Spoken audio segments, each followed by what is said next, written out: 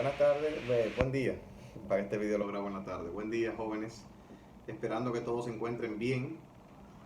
Eh, Estamos aquí con motivo de la clase correspondiente al tema de la organización judicial del comercio, que como hemos dicho es un tema sumamente voluminoso y que vamos a tratar de abordarlos en dos clases.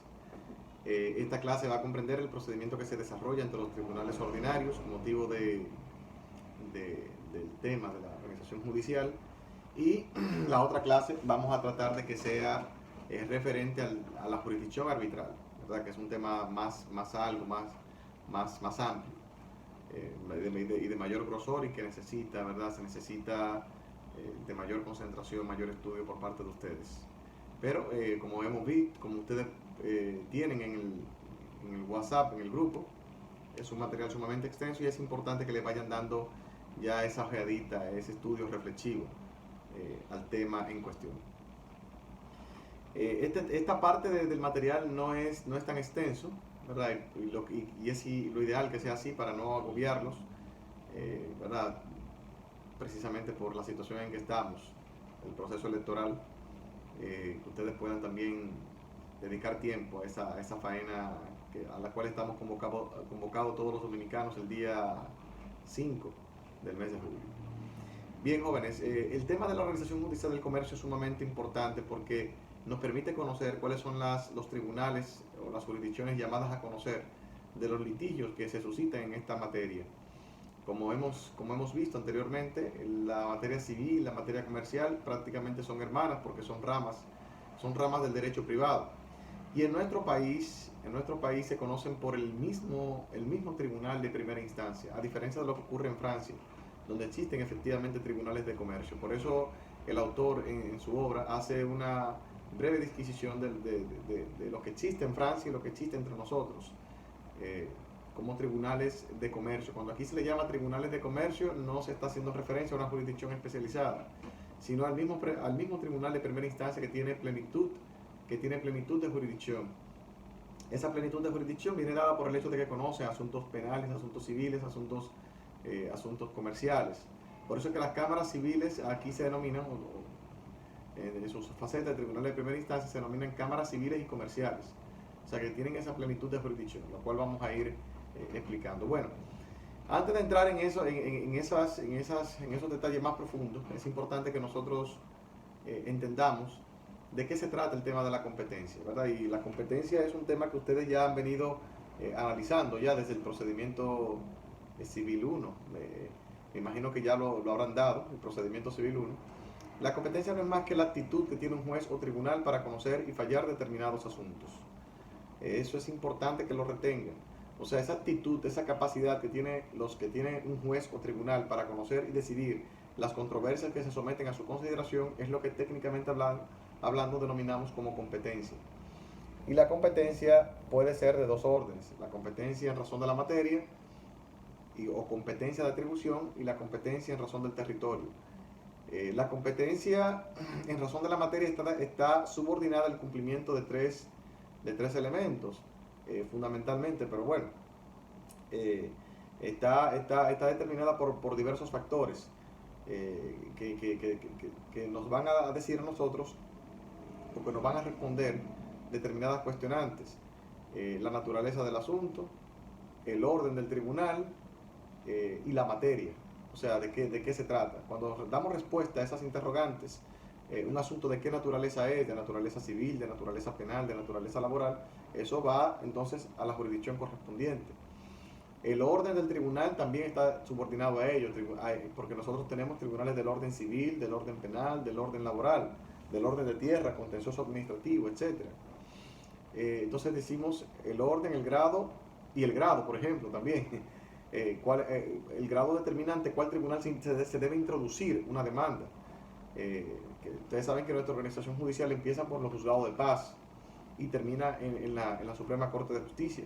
Regularmente los asuntos comerciales se inician ante un tribunal de primera instancia, pero hay asuntos también que le están conferidos en materia comercial a los juzgados de paz, fundamentalmente aquellos litigios que tienen que ver con la protección a los derechos del consumidor o usuario, en virtud de la ley 358-05, la cual releva ¿verdad?, ante los juzgados de paz el conocimiento y fallo de determinadas controversias que están previstas en esa normativa. Entonces, esos aspectos son los que determinan la competencia de atribución. La competencia territorial, a modo general, está determinada fundamentalmente por el tema de la demarcación territorial o el domicilio que tenga el demandado. Esa es la concepción generalizada en materia civil ordinaria. Lo que quiero decir es, para poner en contexto el tema que vamos a tratar, ¿verdad? Porque está subordinado a aspectos de la competencia. Bien, entonces, como ya hemos dicho anteriormente, en nuestro medio no existen tribunales de comercio propiamente hablando, y que las atribuciones que le corresponden a los tribunales de comercio las conocen, las llevan a cabo los tribunales de primera instancia en atribuciones comerciales. Es importante que cuando ustedes vayan leyendo este material, ustedes tomen en cuenta que ya al menos en el Distrito Nacional, y me parece que también que en el Distrito Judicial de Santiago, se habilitaron salas para conocer exclusivamente asuntos de naturaleza comercial. O sea, me parece que aquí están la séptima y la novena sala que conocen asuntos de naturaleza comercial. Eso entró en vigencia a principio de este año, me parece, por lo que todos los litigios que fueran de asunto comercial o que son de naturaleza comercial se están conociendo por ante esas salas o lo están declinando ante esas salas. Esto es importante que lo tengamos presente, y es un reclamo muy viejo que teníamos, que tiene tanto la doctrina como los mismos abogados en ejercicio, el hecho de que una jurisdicción especializada conozca al menos de los asuntos comerciales, ya que no existe entre nosotros tribunales de comercio. Y esto porque, bueno, porque nosotros como abogados se nos forma para conocer del procedimiento en materia civil. Y entonces, muchas veces se cometen arbitrariedades por desconocimiento regularmente, cuando un litigio entre comerciantes se suscita y se lleva ante un juez que hace un desdoblamiento, que conoce tanto de lo civil como de lo comercial. Entonces, no está bien preparado, fundamentalmente porque muchas veces en cuestiones comerciales hay aspectos técnicos que deben de entenderse a los fines de dar una solución más apropiada al diferendo. Entonces, esto es importante que lo sepan, ¿verdad? Que los textos no están actualizados en ese sentido, pero ya tenemos salas que conocen de lo comercial, al menos en el Distrito Nacional. ¿De cuáles asuntos están llamados a conocer los tribunales de comercio? Bueno, la competencia en materia comercial está prevista en los artículos 631 y siguientes del Código de Comercio. Todos los conflictos que tienen que ver entre hoteleros y fondistas, entre asociados de una misma sociedad comercial, entre compañías que se dedican al comercio, son asuntos que son de la competencia exclusiva de los tribunales en atribuciones comerciales.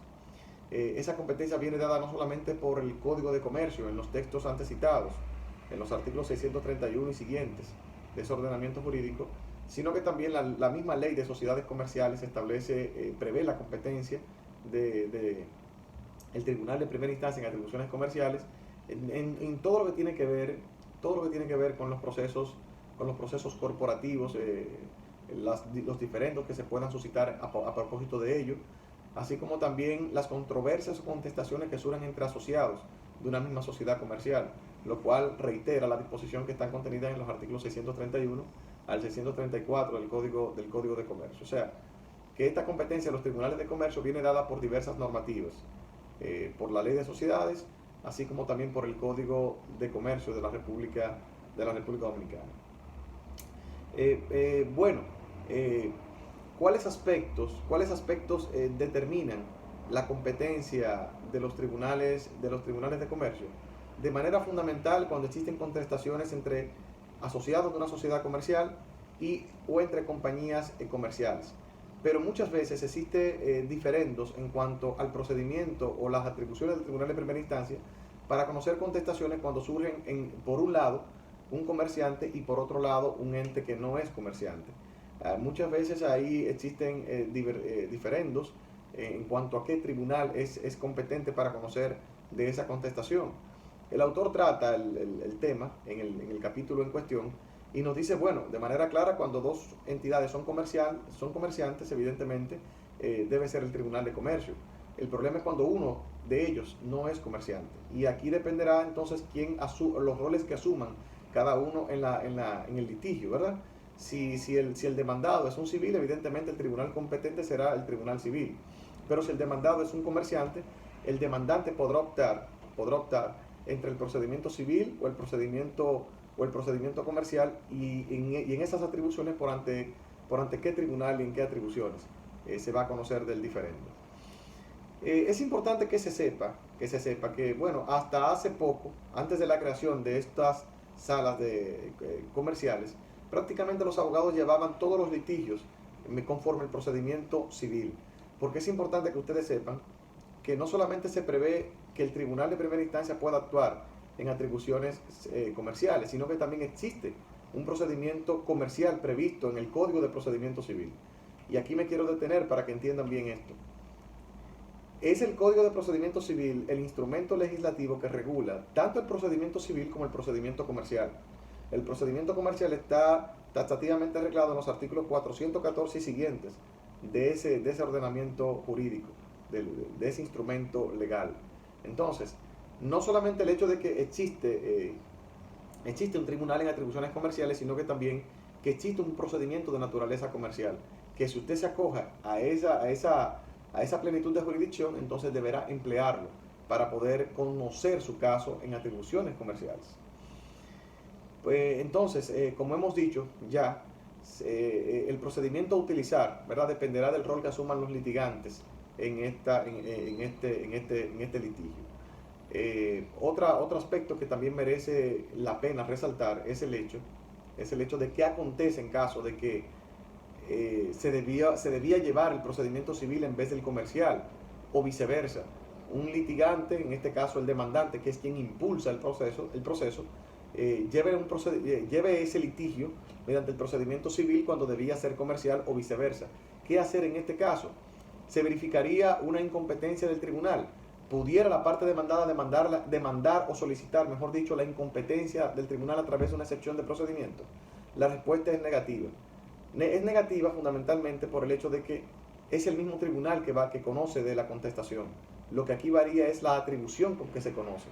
Por esa razón, la gran mayoría de la doctrina, y así lo acuerda el profesor Villagilama, está contesta en que lo que debe plantearse o demandarse en este caso es una nulidad de procedimiento. Una situación que también tiene sus bemoles, ¿verdad? Porque el tribunal pudiera acoger la nulidad si se demostrase que algún agravio ha derivado del hecho de que no se haya implementado el procedimiento comercial en vez del civil, o viceversa. O sea que también, como está en la ley 834, no puede pronunciarse nulidad alguna en caso o siempre y cuando no le haya ocasionado algún agravio a quien la presente. De aquí entonces podemos colegir que la justificación, ¿verdad?, la justificación que han tenido todos los litigantes de llevar los litigios conforme el procedimiento civil, aun cuando se trate de un asunto de naturaleza comercial, porque prácticamente no ha habido ningún tipo de consecuencia negativa en este sentido. Eso es importante que lo entiendan. Porque son cuestiones que se plantean muy a diario y que se suscitan muy a diario.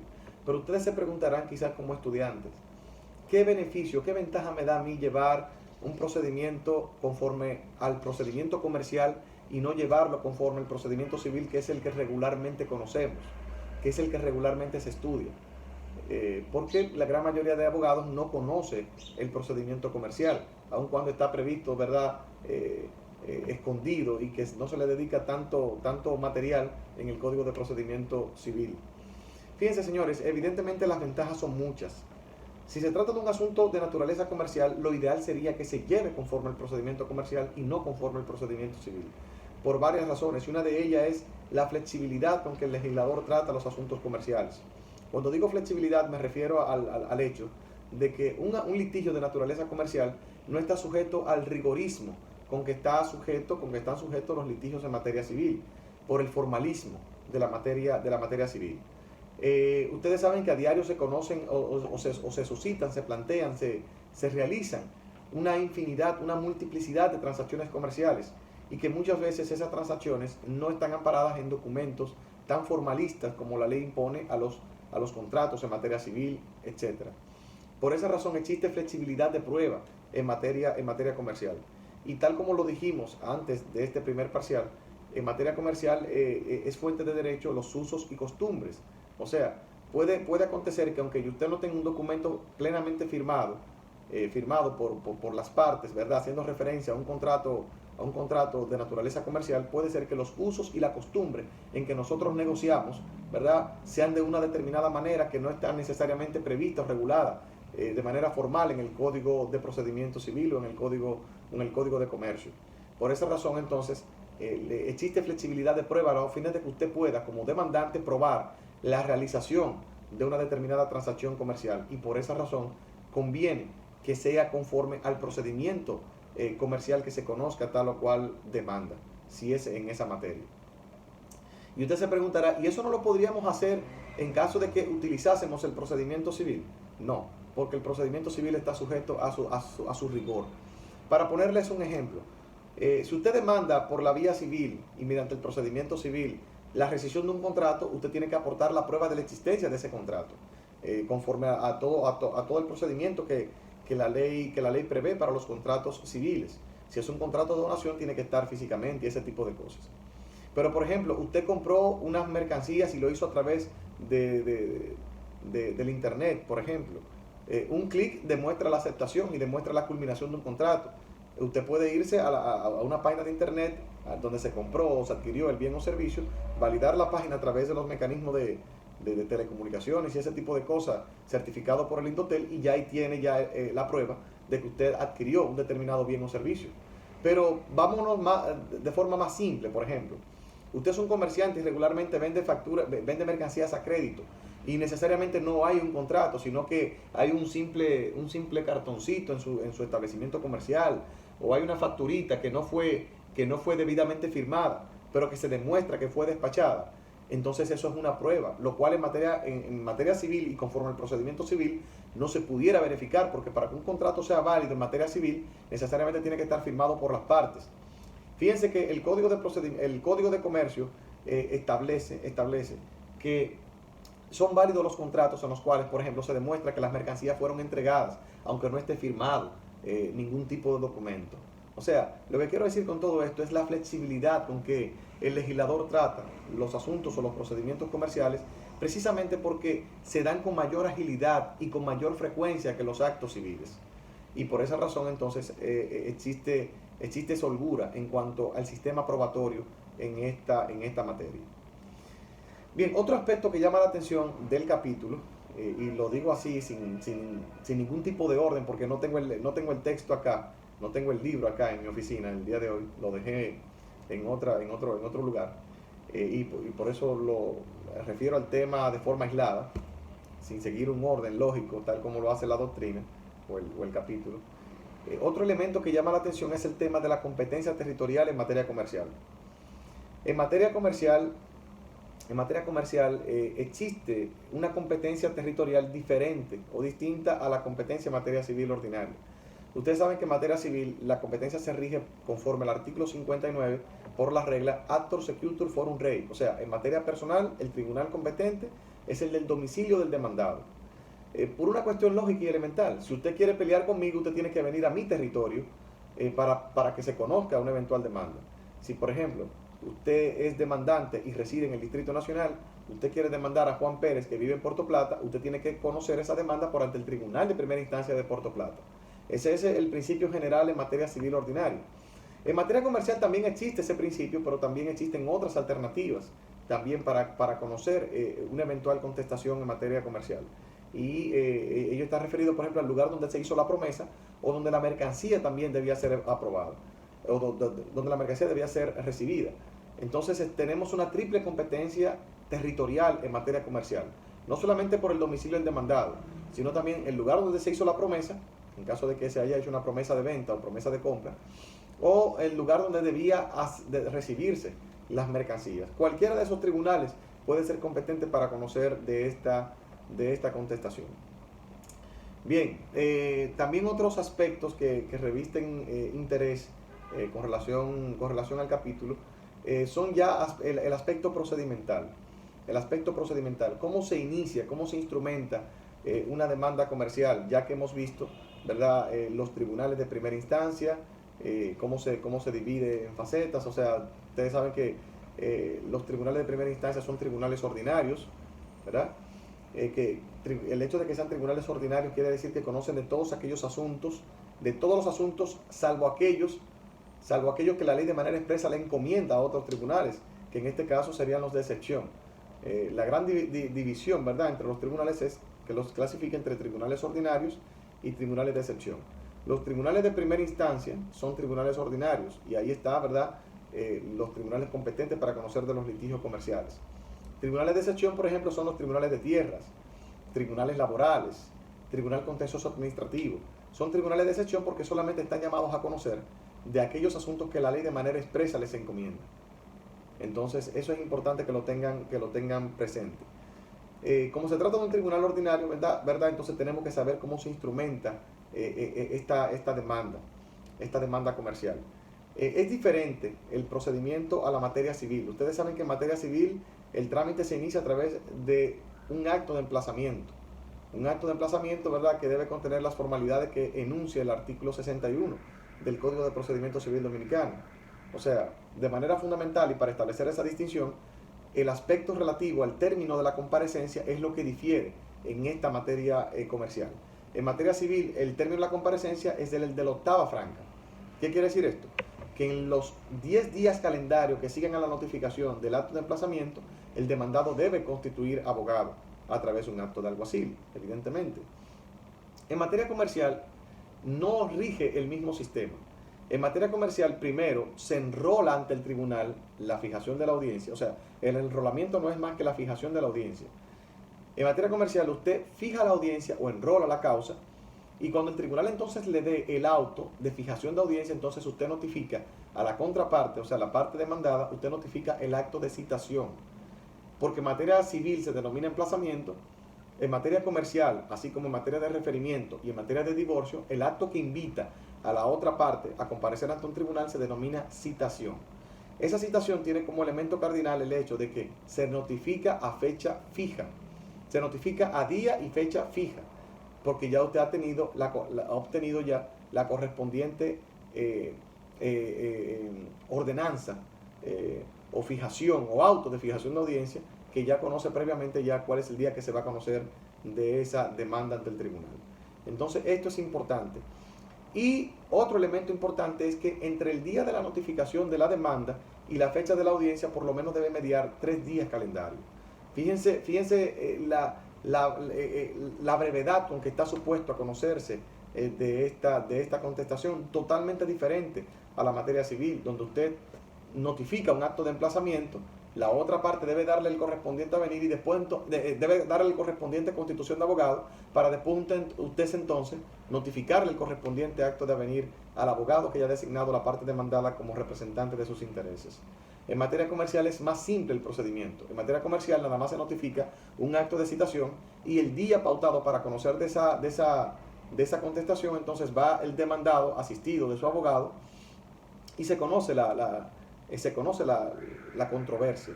Es más abreviado el procedimiento en materia comercial. Esa es la idea fundamentalmente, para que sepan cómo las diferencias entre uno y otro procedimiento.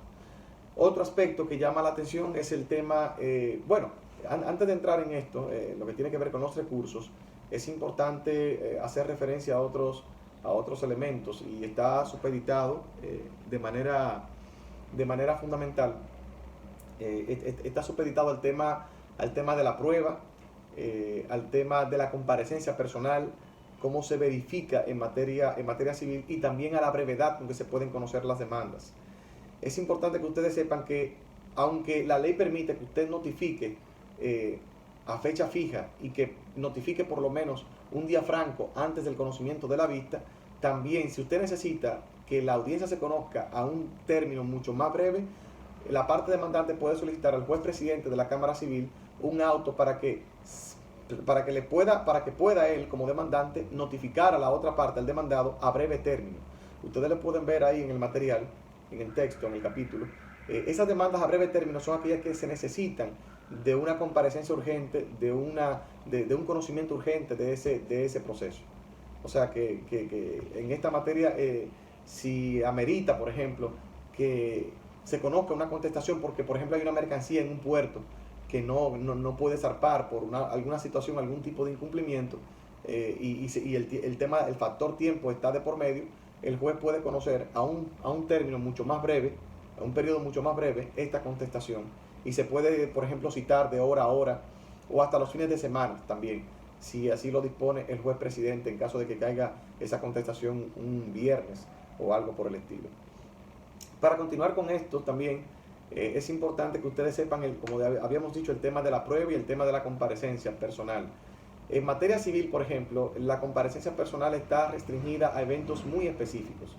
A eventos muy específicos, y realmente no es una prueba idónea. ¿Por qué? Bueno, porque en materia civil se tiene que si el demandante o el demandado comparecen a declarar, bueno, se tiene como simples informaciones por el hecho de que van a relatar su versión de los hechos, o lo que ellos puedan relatar puede estar contenido en sus escritos de demanda, o de emplazamiento o de conclusiones.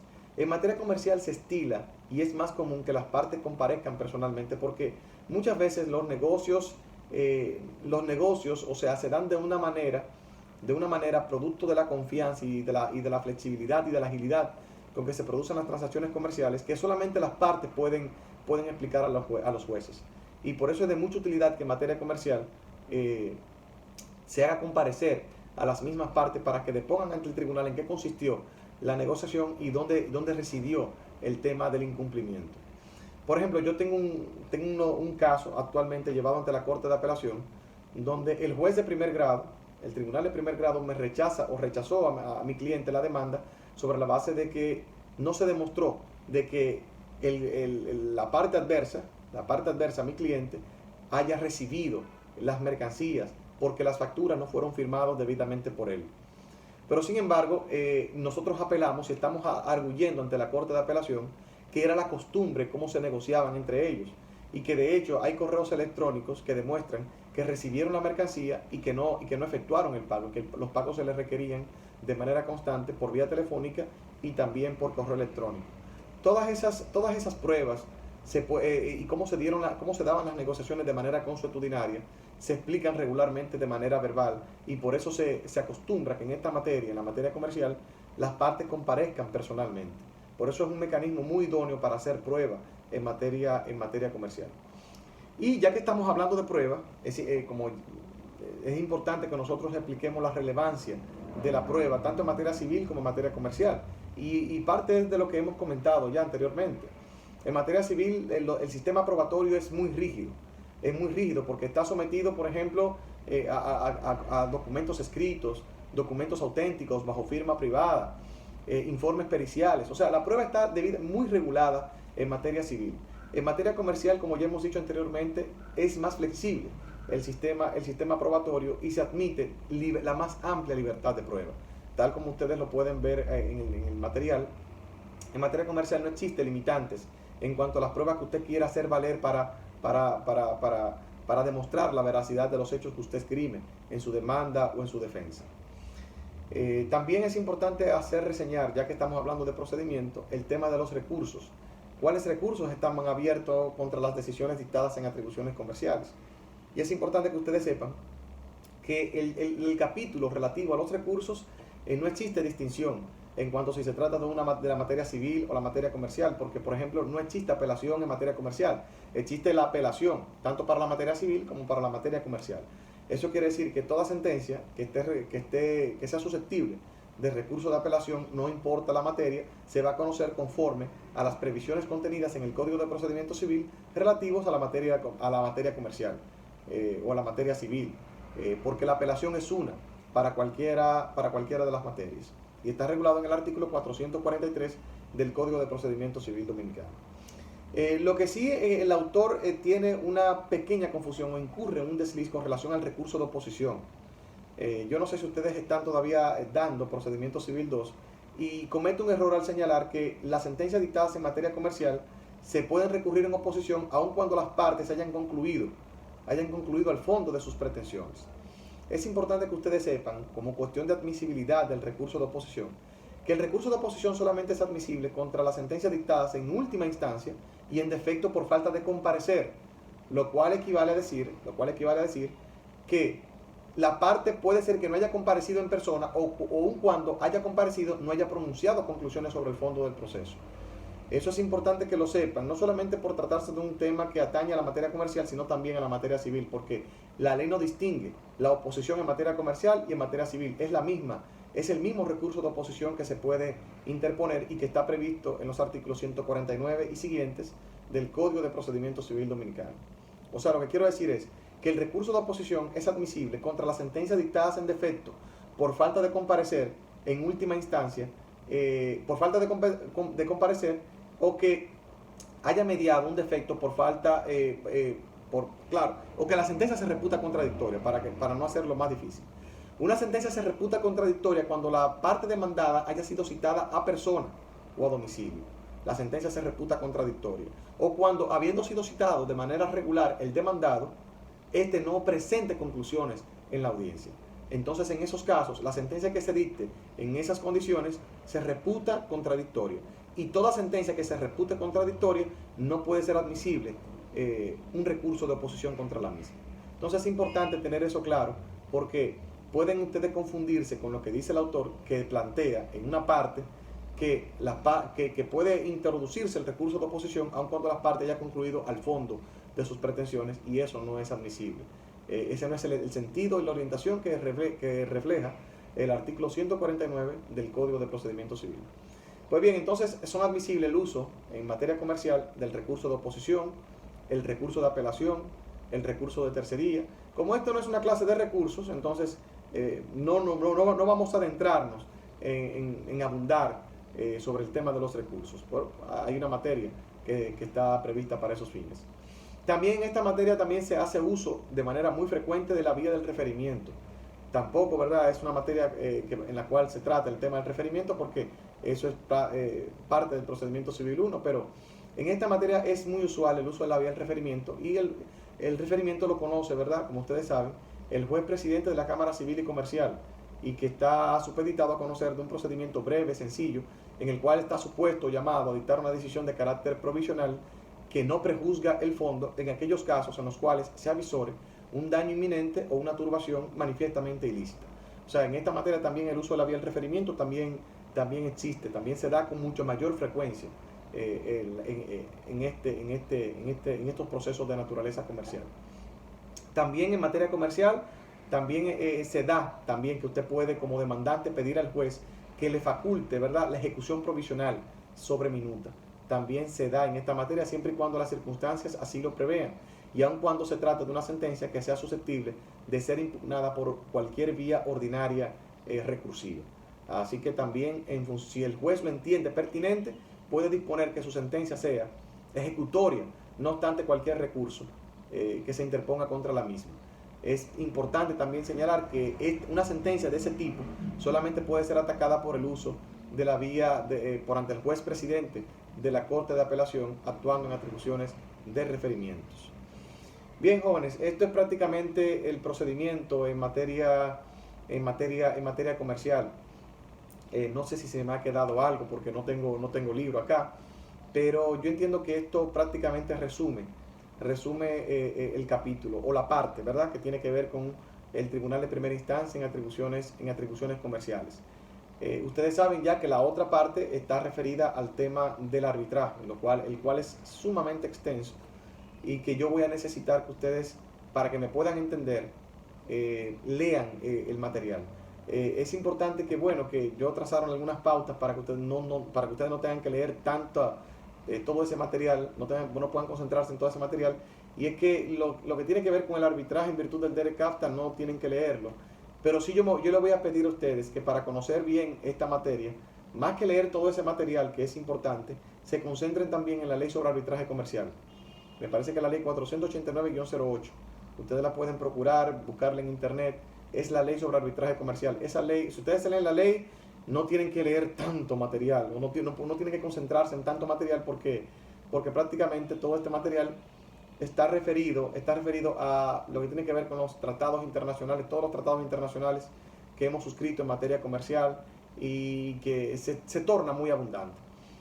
La ley prevé el procedimiento que se desarrolla ante los tribunales arbitrales, y también, aparte de la ley sobre arbitraje, también es importante que se lean el reglamento del CRC, del Centro de Resolución de Controversias de la Cámara de Comercio y Producción de Santo Domingo, que establece el procedimiento a seguir en materia arbitral por ante esa dependencia. Así que nada, jóvenes, cualquier duda me la pueden canalizar, tienen mi WhatsApp. Si se necesita otra clase de explicación o para que ustedes puedan hacer sus preguntas de manera puntual, la podemos hacer en el transcurso de la semana. Así que nada, mi exhortación es a que vayan a sufragar el día de mañana.